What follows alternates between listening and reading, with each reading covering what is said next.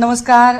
शिवसेना उद्धव बाळासाहेब ठाकरे पक्षाच्या वतीने आजच्या या अत्यंत महत्त्वाच्या पत्रकार परिषदेमध्ये सर्व प्रिंट तथा इलेक्ट्रॉनिक माध्यमांच्या प्रतिनिधींचं मनपूर्वक स्वागत आहे.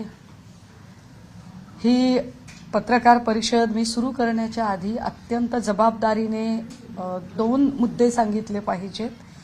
ही पत्रकार परिषद मी राजकीय पक्षांच्या पलीकडे जाऊन करत आहे, कारण ही पत्रकार परिषद ही मला असं वाटतं की महाराष्ट्राच्या भविष्याशी संबंधित आहे आणि ती महत्त्वाची आहे.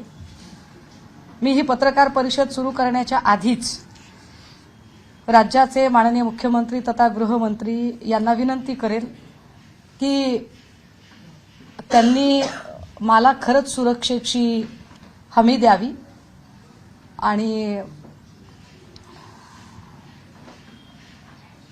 ते या विषयावर कुठलंही सत्तेचं राजकारण बाजूला ठेवून माझ्या सोबत त्यांची बहीण म्हणून नसेल पण महाराष्ट्राची नागरिक म्हणून ज्या नागरिकांची हमी त्यांनी घेतलेली आहे ती नागरिक म्हणून ते उभे राहतील अशी माझी मुख्यमंत्र्यांकडून अपेक्षा आहे.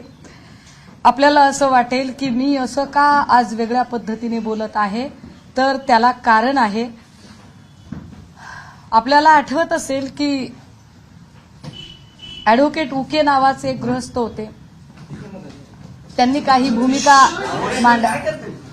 भूमिका मांडायचा प्रयत्न केला होता आणि त्यानंतर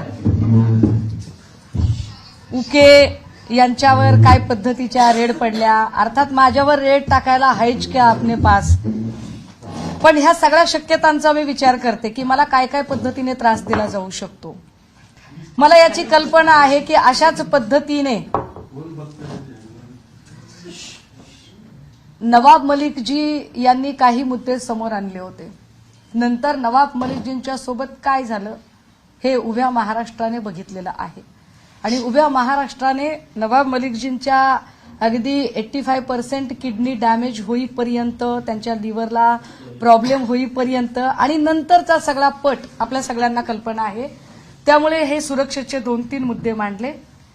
यानंतर जरा महत्त्वाच्या विषयाकडे येते.